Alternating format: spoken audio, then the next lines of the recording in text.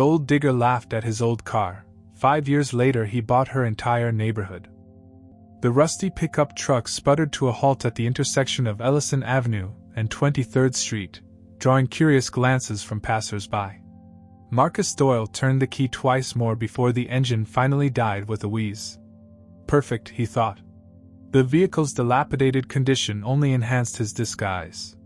He adjusted his worn baseball cap lower over his eyes and checked his reflection in the rearview mirror.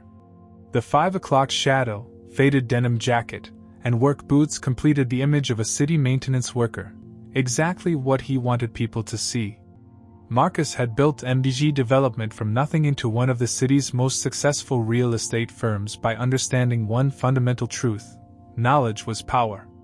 And the most valuable knowledge about a neighborhood couldn't be gleaned from market reports or demographic studies. It came from immersion, from listening to residents' unguarded conversations, from understanding the subtle rhythms of a place when it didn't know it was being watched. For the past 7 days, he'd been filling potholes along Ellison Avenue, taking meticulous mental notes about traffic patterns, which businesses attracted the most customers, and how people interacted. The neighborhood was perfect for his next major project, close enough to downtown to be desirable, established enough to have character, yet just run down enough that property values hadn't skyrocketed. Yet. Marcus grabbed his toolbox from the passenger seat and stepped out into the crisp autumn air. The late afternoon sunlight cast long shadows down the street, illuminating the mix of aging apartment buildings and small businesses that lined both sides. A recently opened coffee shop on the corner caught his eye, the type of upscale establishment that often heralded the first wave of gentrification. Interesting, he thought. Someone else has already spotted the potential here. "Oh my God, is that thing even street legal?" The voice cut through his observations, sharp and deliberately loud enough to be heard by everyone nearby. Marcus turned to see a young woman standing with 3 friends outside the coffee shop. She wore oversized designer sunglasses perched atop carefully highlighted hair that cascaded over a leather jacket that probably cost more than what people thought was his monthly salary. Her manicured finger pointed directly at his truck while her other hand held an expensive-looking phone, positioned suspiciously like she might be recording. "What, the truck?" Marcus responded with a friendly, somewhat self-deprecating smile, playing fully into his role. "She's old but reliable. Usually." The woman, Vanessa Ray, as he would later learn from his research, pulled down her sunglasses and gave an exaggerated look of disgust that seemed practiced for social media. "Reliable? It sounds like it's about to explode." Her friends tittered appreciatively, forming a semicircle around her as if they were an audience for a performance. "It gets me where I need to go," Marcus said with a shrug. "I'm saving up for something better." "Well," Vanessa said, her voice dripping with condescension as she tilted her head for maximum effect, "if you work really, really hard for the next decade, maybe one day you'll afford a car that starts on the first try." She enunciated each word clearly, as if speaking to someone who might struggle with basic English. More laughter from her entourage, louder this time. One of them definitely pulled out a phone now, framing the exchange like it might be worth recording for social media content later. The coffee shop patrons sitting at outdoor tables had turned to watch the interaction, some looking uncomfortable, others smirking behind their laptops. "Perhaps," Marcus said, his smile never wavering as he hefted his toolbox.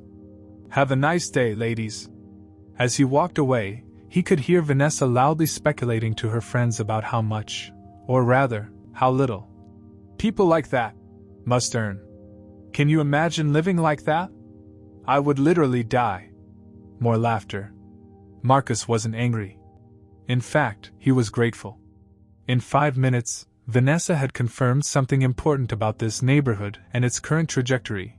The type of entitled, image-obsessed people beginning to inhabit it weren't the type he wanted in his development long-term. The first wave of gentrifiers like Vanessa were useful for raising the profile of an area, but they lacked the financial stability and community investment that his luxury developments required. They needed to be priced out, and soon. He continued down the street, stopping to inspect a particularly deep pothole. As he knelt down with his tools, He noticed how people walked around him as if he were invisible. A businessman talking loudly on his phone nearly stepped on Marcus's hand without even acknowledging his presence. A woman pulled her designer handbag closer as she passed, as if he might snatch it. This was exactly why his undercover approach was so valuable. People revealed their true nature when they thought no one important was watching. Throughout the day, he'd witnessed countless small moments of entitlement and dismissal from the newer residents, contrasted with the genuine community among the older inhabitants who greeted each other by name and stopped to chat across fences. By sunset, as Marcus loaded his tools back into the truck, he had mapped out not just the physical landscape of Ellison Avenue but its social topography as well. He knew which buildings would sell quickly, which holdouts would require more persuasive tactics, and which blocks had the most potential for dramatic value increases. And he had made a mental note, not of Vanessa's insult, but of something far more valuable: how people like her treated those they believed were beneath them. That kind of arrogance made them predictable. And predictable people were easy to maneuver around a chessboard. As his truck coughed reluctantly back to life, Marcus allowed himself a small smile. Ellison Avenue had no idea what was coming. The next morning, Marcus Doyle walked through the sleek glass doors of an unmarked building in the financial district. Gone were the work boots and denim jacket, replaced by a tailored charcoal suit that fit his athletic frame with bespoke precision. The security guard nodded respectfully as he passed. "Good morning, Mr. Doyle." A far cry from the invisibility he'd experienced the day before. Inside the minimalist lobby, the receptionist greeted him not as a handyman but as the CEO of a company that managed over $2 billion in real estate assets. Executives in expensive suits paused mid-conversation to acknowledge his presence as he strode toward the elevator bank. The power dynamic couldn't have been more different from his experience on Ellison Avenue, and Marcus relished the contrast. It confirmed what he had always believed: perception was everything in this world, and he was a master at controlling perception. The top floor of the building housed NDG Development's headquarters, though you wouldn't find the company's name anywhere on the directory. Marcus preferred anonymity for his operation. The fewer people who connected his name and face to his acquisitions, the better. In the boardroom, his executive team was already waiting. Floor-to-ceiling windows offered a panoramic view of the city skyline, a view that included, in the distance, the very neighborhood he had been analyzing incognito. At the center of the polished black conference tables sat a detailed scale model of the Ellison Avenue district, with each building meticulously reproduced. "Good morning, everyone," Marcus said, setting down his briefcase as his assistant quietly placed a cup of black coffee at his seat. "Let's talk about Phase 1 of Project Ellison." His head of acquisitions, Sarah Chin, stood and pulled up a presentation on the wall-mounted screen. Brilliant and ruthless, Sarah had been with Marcus since the beginning, one of the few people who fully understood his methodology. "We've already secured these properties through Shell Corporation, she said, highlighting several buildings in blue on a digital map. 3 apartment complexes, 2 commercial spaces, and a parking lot. All purchased through different brokers, different lawyers, with no apparent connection to each other or to us. And we're in negotiations for these under Shell B," she added, marking others in yellow. "The owners think they're selling to different buyers. No one sees the pattern." "Excellent." Marcus nodded, studying the map carefully. "Remember, we move slowly. Buy through different entities, keep everything compartmentalized. The moment people realize what's happening, prices will surge, and we'll lose our advantage." "What about the recently renovated areas?" asked his CFO, pointing to several upscale storefronts that had opened in the past year, including the coffee shop where Marcus had encountered Vanessa. "Those came with a premium, but they're worth it," Marcus replied, walking to the model and indicating the blocks in question. "They're changing the neighborhood's profile, which ultimately serves our purpose. Those businesses attract a certain clientele, create buzz, increase foot traffic. Soon the current residents won't be able to afford their own neighborhood, which is precisely when we accelerate our purchases." He paused, thinking about his encounter with Vanessa and her friends. "I want to make one adjustment to the timeline. This block here. He pointed to a section that included the coffee shop. Let's push it to the final phase. Any particular reason? Sarah asked, making notes on her tablet. Those properties are already showing value increase. Marcus allowed himself a small smile. Just a hunch. I'm curious to see how things develop there over time. The current tenants might provide some instructive observations about market psychology. The team nodded, updating their notes. None of them questioned his decision. Marcus had built his reputation on these seemingly intuitive choices that always paid off in the end. His ability to read neighborhoods and people had become almost legendary in real estate circles. What's our timeline looking like? Asked the head of development, a former architect who now orchestrated the transformation of acquired properties. 5 years total, Marcus replied. First 2 years for quiet acquisition, next 3 for phased redevelopment. We start construction on the first properties 9 months from now, create a ripple effect of value increase that makes each subsequent purchase more profitable. He moved around the table, adjusting tiny elements on the scale model. By year 3, we'll have created enough comparable properties to justify triple the current values. By year 5, we own everything, and Ellison Avenue becomes Ellison Plaza, the most exclusive address in the city.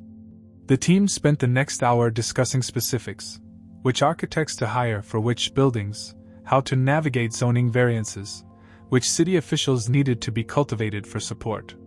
Marcus listened more than he spoke, asking occasional pointed questions that revealed how deeply he had considered every angle. One last thing, Marcus said as the meeting concluded.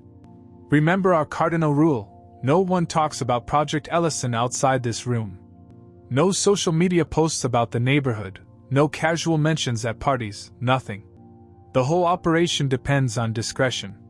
We're not developers right now, we're ghost investors. As his team filed out, Marcus stayed behind, studying the model neighborhood on the table. He carefully located the building where Vanessa had mocked him and placed a tiny red marker on it, a private reminder. Not of revenge. Marcus considered revenge a waste of valuable mental energy, but of the importance of humility. Vanessa's arrogance would be her downfall, not because he would engineer it specifically, but because it made her blind to the changes happening around her until it would be too late. Mr. Doyle? His assistant appeared at the door. Your next appointment is here. Marcus nodded, removing the red marker and slipping it into his pocket. Thank you, James. And please cancel my dinner tonight. I think I'll be working late. As he walked to his office, Marcus was already calculating his next moves on the chessboard of Ellison Avenue. Over the next 2 years, Vanessa Ray's social media following grew from a modest 15,000 to over 300,000. Her Instagram account, @VanessaLuxLife, showcased a carefully curated existence of champagne brunches, designer shopping sprees, and exclusive parties. Each post was meticulously edited, filtered, and captioned to project an image of effortless luxury and insider access to the city's high society. Living my best life. #blessed #luxury lifestyle. She captioned a photo of herself poised beside a rooftop infinity pool that belonged to a hotel where she had paid for a day pass. Her followers ate it up, double-tapping images of her posing in front of luxury cars she didn't own, tagging high-end brands in hopes of attracting sponsorships, and commenting endlessly about her seemingly perfect existence. What her followers didn't see were the maxed-out credit cards hidden in her designer wallet, the carefully angled photos that disguised her apartment's true size, or the increasing pressure she felt to maintain the illusion as real influencers with real money began to take notice of her growing platform. Each post required more extravagance than the last, pushing her deeper into financial precarity even as her online persona appeared to ascend the social ladder. When her landlord announced a modest rent increase in her current apartment building, Vanessa saw it not as a warning sign but as an opportunity.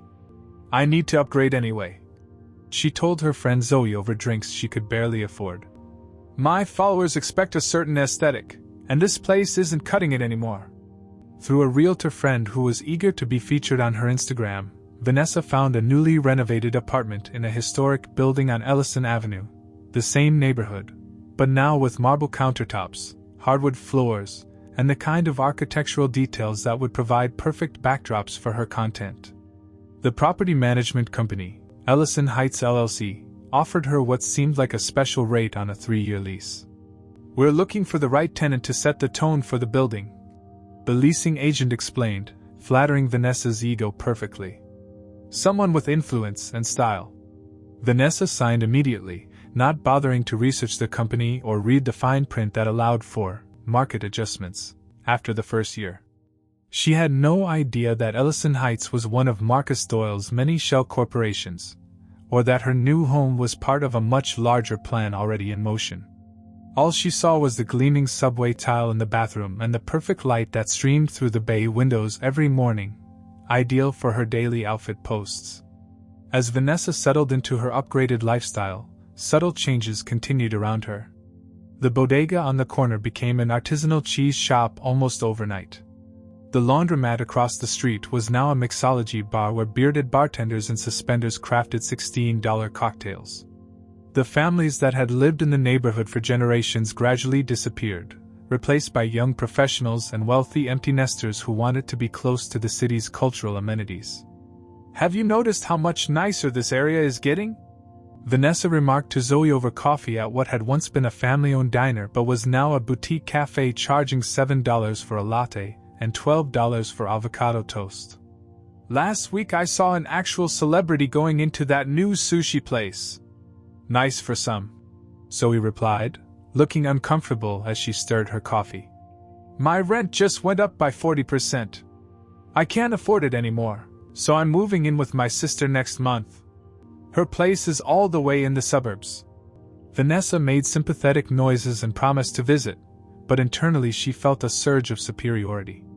If Zoe couldn't afford to stay, perhaps she wasn't really Vanessa's kind of people after all.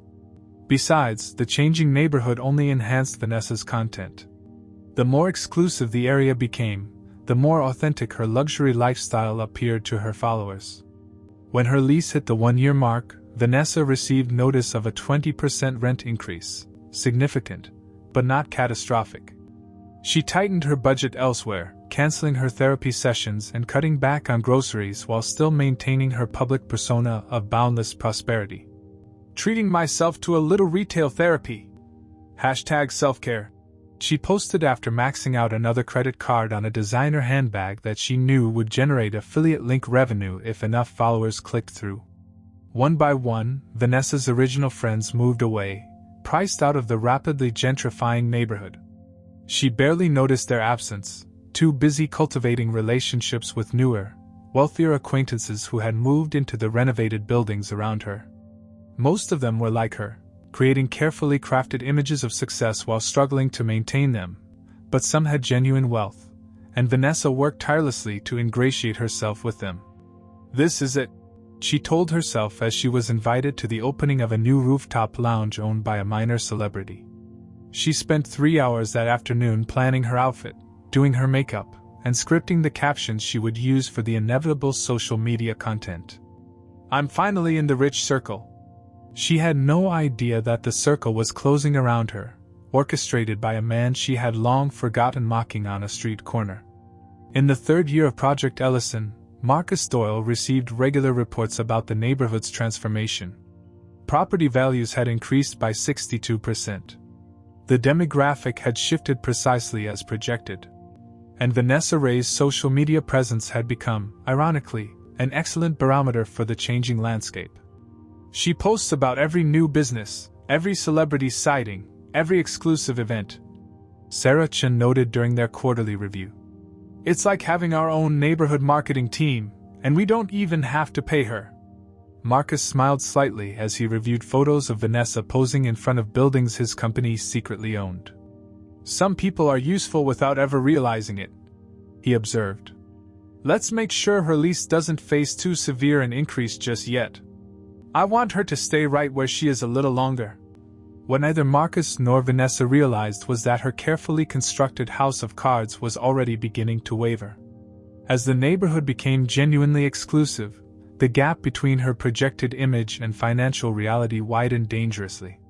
The real wealthy residents could tell the difference between authentic luxury and its imitation, and gradually, Vanessa found herself increasingly isolated, clinging desperately to an illusion that required more effort and money to maintain with each passing month. The cracks were beginning to show, but Vanessa was too invested in the fantasy to notice the foundation crumbling beneath her feet. 5 years after his first visit to Ellison Avenue, Marcus Doyle sat in his corner office reviewing the final acquisition reports.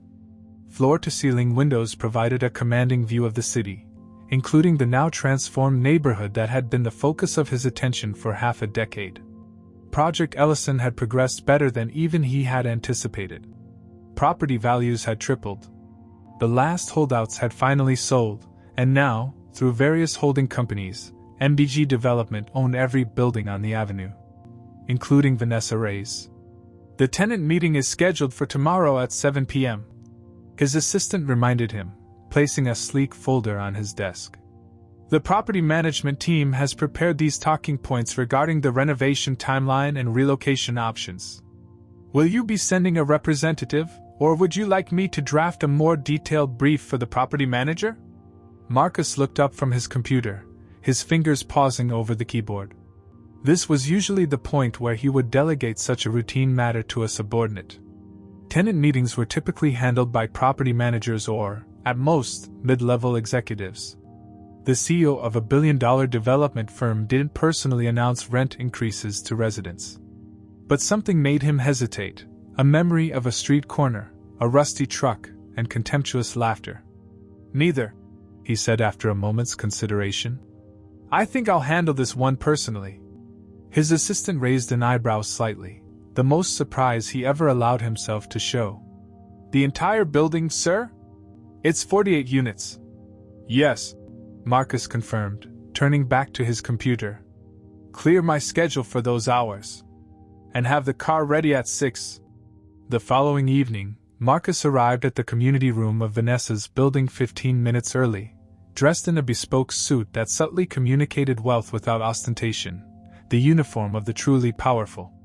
While his security team waited discreetly in the hallway, he arranged papers on the podium and reviewed the tenant list one final time, confirming what he already knew: Vanessa Ray, apartment 3B, lease expiring in 30 days. He greeted the property manager with a firm handshake. How long have you worked for Ellison Heights LLC? He asked. 3 years, Mr. Doyle. The manager replied, clearly nervous to be in the presence of the company's actual owner. The residents don't know about the acquisition yet. They just think it's a routine lease renewal meeting. Perfect. Marcus nodded, watching as residents began to file into the room, taking seats in the rows of chairs facing him. He recognized some faces from his time undercover in the neighborhood, though none seemed to recognize him. A few looked anxious, others merely inconvenienced by the mandatory meeting. And then, 7 minutes late and making an entrance designed to be noticed, Vanessa Ray walked in, talking loudly on her phone. Her hair was longer now, expensively highlighted, and she wore a dress that Marcus recognized from a recent Fashion Week collection. To the untrained eye, she looked exactly like the successful influencer she pretended to be. I know, right? Some mandatory meeting with the new owner. Probably another rent hike. I'll charm him, don't worry. These developer types are all the same, they just want to feel important. She laughed, a practiced, melodic sound that turned heads. I'll call you back after. She trailed off as she looked up and saw Marcus watching her from the podium. Something flickered across her face, not recognition, but an instinctive awareness that she was in the presence of actual power, not the kind she pretended to wield online. She ended her call and took a seat in the front row, flashing what she clearly thought was a winning smile. When everyone had settled, Marcus began. Good evening. My name is Marcus Doyle, and I'm the CEO of MBG Development. As of last month, we have acquired this building as part of our Ellison Avenue revitalization project. The room tensed collectively. Everyone knew what revitalization really meant. Marcus continued, his voice calm and authoritative as he outlined the coming changes. Extensive renovations that would begin in 60 days, new amenities including a rooftop terrace and fitness center, and yes, significant rent increases to reflect the property's true market value. nearly triple the current rates for most units. For those interested in staying, we'll be offering new leases at the adjusted rates. For others, we understand if you need to make alternative arrangements. My team will be available to discuss your options after this meeting. As worried murmurs filled the room, Marcus noticed Vanessa's hand shoot up, her diamond tennis bracelet catching the light as she raised her arm. She had been studying him throughout his presentation, and Marcus recognized the calculating look in her eyes. She thought she had identified an opportunity. Yes? He acknowledged her with a polite nod. Hi, she said, her voice honey-sweet and pitched to carry perfectly through the room. She stood up, ensuring all attention was on her. I'm Vanessa Ray, apartment 3B. I don't know if you're aware, but I have quite a substantial social media presence, over 300,000 followers across platforms. She paused, clearly expecting Marcus to be impressed. When his expression remained neutral, she continued, slightly less confidently.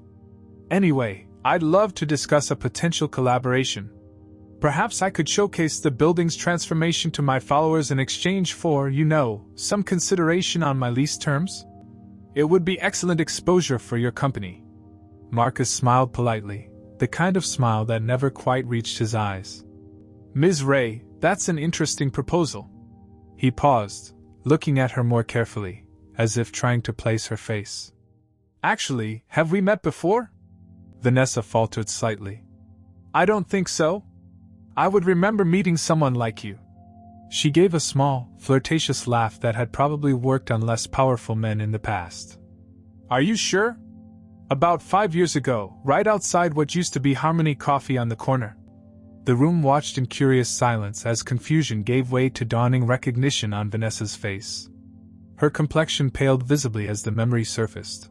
A man in work clothes, a rusty truck, her own mocking laughter. Her eyes widened as the full implications hit her. The man she had humiliated was now the owner of her home. You were, she began, her voice barely audible. I believe you suggested I might one day afford a car that starts on the first try. Marcus continued pleasantly, as if reminiscing about a mutual friend. Just a small interaction, but sometimes these little moments stick with us, don't they? The room had gone completely silent. Several residents exchanged glances, putting together pieces of a story they hadn't known existed. Vanessa's mouth opened, but no words came out. For perhaps the first time in her adult life, she had lost control of the narrative. As for your proposal, Marcus continued, as if the awkward moment hadn't occurred, I'm afraid MDG Development doesn't do influencer collaborations. But thank you for the offer. He turned to address the room at large again. Are there any other questions? Questions about the actual development plans, that is. Vanessa sank back into her seat, visibly shaken. Her phone, usually an extension of her hand, remained untouched in her lap as various residents asked about timelines, moving assistance, and the fate of the building's elderly residents. Throughout the rest of the meeting, Marcus never looked at Vanessa directly again. He didn't need to. The message had been delivered with surgical precision. He remembered her, but she wasn't important enough to warrant any special attention, positive or negative. She was simply one more tenant in one more building in his expanding real estate empire. As the meeting concluded and residents clustered around property managers to discuss their individual situations, Marcus gathered his papers and prepared to leave. From the corner of his eye, he could see Vanessa still sitting alone, staring blankly ahead, the carefully constructed facade of confidence completely shattered. It wasn't revenge that Marcus felt as he walked past her without acknowledgement. It was something more profound, the satisfaction of a long game perfectly played, where his opponent never even realized they were on the board. 2 days after the meeting, Vanessa received her new lease terms in a crisp white envelope slipped under her door. Her hands trembled slightly as she opened it, still reeling from the revelation at the tenant meeting. Her rent would increase to nearly triple what she was currently paying, effective in 60 days when her current lease expired. There would be no option to renew after that. The building was slated for conversion to luxury condominiums the following year. Panic set in immediately, a cold, creeping sensation that started in her stomach and radiated outward. Despite her carefully crafted online persona of affluent nonchalance, Vanessa was already stretched to the financial breaking point. She had less than $1,000 in savings, 5 maxed-out credit cards, and an income stream that consisted primarily of sporadic sponsored posts and affiliate links that generated barely enough to cover her existing expenses. She sat on her living room floor, the same floor she had photographed hundreds of times for her morning coffee posts, and tried to make sense of her options. Moving to a comparable apartment in the city was impossible. Rents had skyrocketed everywhere, and she had no cash for a security deposit. Moving to a less desirable neighborhood would destroy the luxury aesthetic her brand depended on. Moving back to her parents' suburban home was unthinkable. It would mean admitting failure, both to herself and to her hundreds of thousands of followers who believed in her manufactured success. Vanessa tried calling the property management office repeatedly, leaving increasingly desperate voicemails that went unanswered. She attempted to schedule appointments with leasing agents only to be told they were fully booked. She even waited in the lobby to catch the property manager in person, but somehow he always seemed to enter and exit the building when she wasn't there. Finally, in desperation, she went directly to MDG Development's headquarters, a gleaming skyscraper downtown. The security guards almost didn't let her in. Her designer dress from 3 seasons ago no longer conveyed the status it once had, but she managed to convince the receptionist to at least call upstairs. "I'm sorry, but Mr. Doyle is in meetings all day," the receptionist informed her with professional detachment after a brief phone conversation. "Perhaps you could speak with someone from our residential leasing division? I can connect you with." "Please," Vanessa begged, abandoning all pretense of composure. Tears threatened to spill over her carefully applied makeup. "Just 5 minutes. Tell him it's Vanessa Ray. Tell him I need to apologize properly." To her surprise, the message worked. 20 minutes later, she was escorted into Marcus's corner office by a stone-faced assistant who didn't bother with pleasantries. Marcus's office was a study in understated power, minimalist furniture, original artwork, and a view that encompassed the entire city, including the neighborhood where Vanessa lived. He didn't rise from behind his imposing desk when she entered, and he didn't offer her a seat. The message was clear: this meeting was a courtesy, not a conversation between equals. "Ms. Ray," he greeted her, barely glancing up from the document he was reviewing. "What can I do for you?" "Please," she said, having rehearsed this speech a dozen times in the elevator on the way up. "I love my apartment. I love the neighborhood. I understand business is business, but I can't afford the new rent, and I'm hoping maybe we can work something out." She leaned forward slightly, letting her blouse fall open just enough to be noticeable, a tactic that had worked on landlords, bartenders, and club bouncers in the past. "I'm sure there's some arrangement that could benefit us both." Marcus looked at her impassively, his expression revealing nothing. "Ms. Ray, I run a business, not a charity or a dating service. The new rates reflect the market value of the property. But I've been a perfect tenant. Always paid on time, never complained. And about what happened before, I barely remember it honestly, but I'm so sorry if I offended you. I was a different person then." "This isn't personal," Marcus said, his voice eerily calm. "It's just business. The neighborhood is changing. That's the reality of real estate. But where am I supposed to go?" Vanessa's voice cracked, the composed facade completely crumbling now. "Everything in the city is so expensive now. I can't qualify for a new lease with my credit, and I can't afford the security deposits they're asking for." "That's not really my concern, is it?" Marcus replied, finally looking at her directly. "Perhaps you should have planned better. Financial literacy is so important these days." The casual cruelty of the comment, echoing her own dismissive attitude from years ago, wasn't lost on Vanessa. "You're doing this on purpose," she whispered. "You're punishing me for what I said." Marcus leaned back in his chair, studying her with something approaching curiosity. "Ms. Ray, I assure you, you vastly overestimate your importance in my world. I didn't buy an entire neighborhood to get revenge on someone whose name I had to be reminded of by my assistant this morning. The dismissal was somehow worse than anger would have been.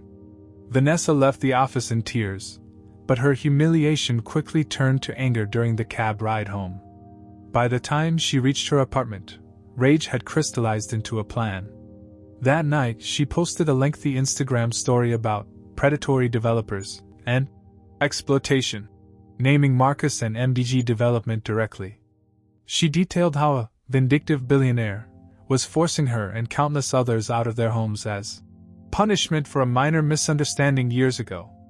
She claimed Marcus had made inappropriate advances during their meeting and threatened her when she refused. She tagged local news outlets, housing advocates, and several city council members, expecting an outpouring of support, perhaps even media attention. What she got instead was silence from her wealthy new friends, many of whom had business connections to MDG, and a cease and desist letter from Marcus's attorneys the next morning, citing defamation and threatening legal action that would bankrupt her several times over. When she tried to rally support by sharing screenshots of their conversation from 5 years ago, several followers pointed out her hypocrisy, digging up other instances where she mocked service workers or bragged about manipulating situations for personal gain. The hashtag Vanessa Exposed began trending locally, with former friends coming forward with stories about her history of calculating behavior. Her carefully constructed social media empire began to crumble under the scrutiny. Sponsorships were cancelled. Follower counts dropped precipitously. The narrative she had so carefully crafted for years was disintegrating in real time. In a final, desperate attempt to save herself, Vanessa pitched a story to a local blog about gentrification and displacement, positioning herself as a victim of corporate greed. The reporter, initially interested, became less so when they discovered Vanessa's history of promoting the very exclusive establishments that had driven the neighborhood's transformation. The resulting article used Vanessa as a case study not in displacement, but in the hollow nature of influencer culture and its role in neighborhood gentrification. As the 60-day notice period drew to a close, Vanessa found herself with no money, no prospects, and no alternative but to call her parents and ask if she could move back into her childhood bedroom. The irony wasn't lost on her. The woman who had built her brand on aspiration and exclusivity was about to become exactly the type of person she had spent years distinguishing herself from. The night before she was scheduled to move out, Vanessa took one final video of her empty apartment, the late afternoon sunlight casting long shadows across the hardwood floors she had once been so proud of. "Sometimes life doesn't go according to plan," she told her dwindling audience, attempting to spin one last narrative of growth and resilience. "But this isn't the end of my story.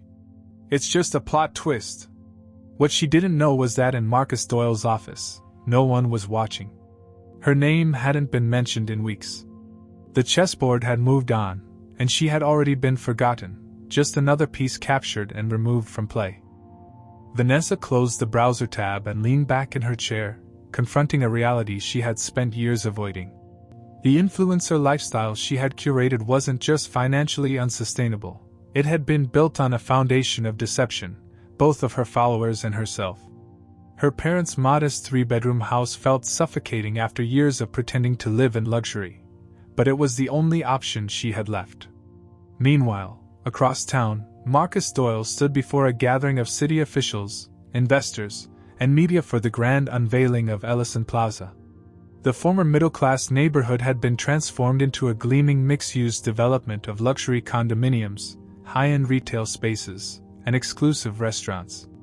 Security guards discreetly kept protesters, mostly former residents displaced by the development, cordoned off in a designated area where they wouldn't disrupt the ceremony. "Ellison Plaza represents our vision for urban renewal," Marcus told the assembled crowd, his voice amplified through strategically placed speakers. "We didn't just build buildings, we built a community. A place where success is celebrated and excellence is the standard." Cameras flashed as he cut the ceremonial ribbon, officially opening the development that had been 5 years in the making. No one in the audience knew about the rusty pickup truck or the days Marcus had spent filling potholes to understand the neighborhood's character. No one except his inner circle knew how meticulously he had orchestrated the acquisition, moving like a chess master, always 5 moves ahead. The story of the broke handyman, who ended up owning the entire avenue, became something of a legend among developers in the city, though few knew the details.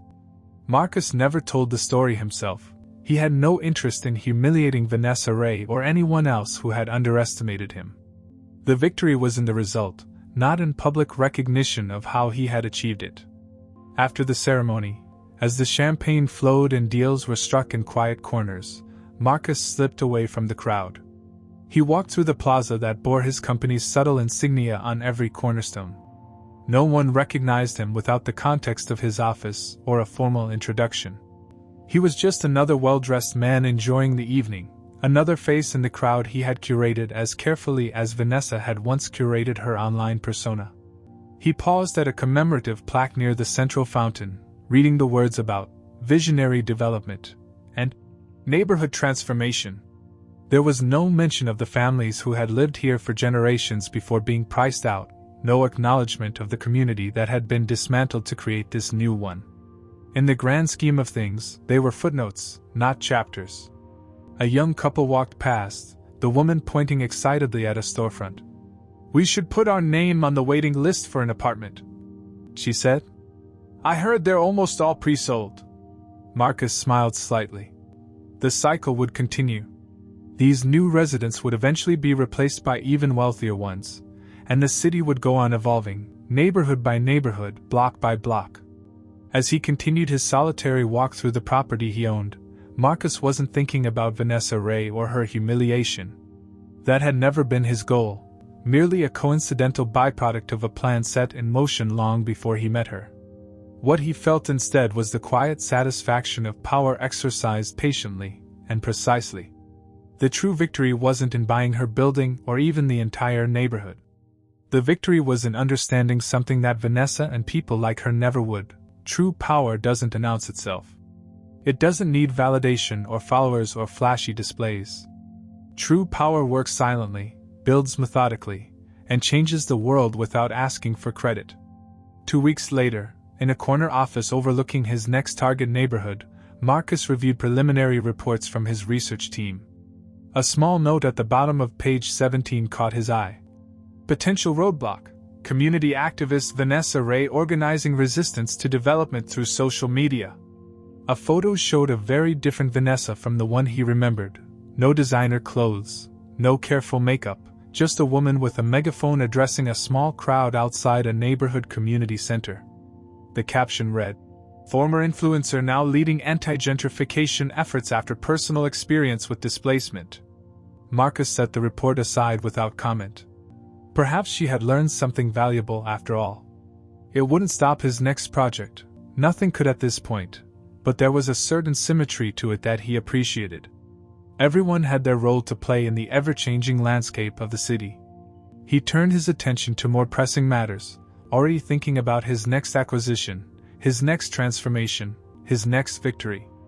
Marcus Doyle had built an empire by seeing potential where others saw only decay, by playing a longer game than anyone around him could comprehend. And he was just getting started.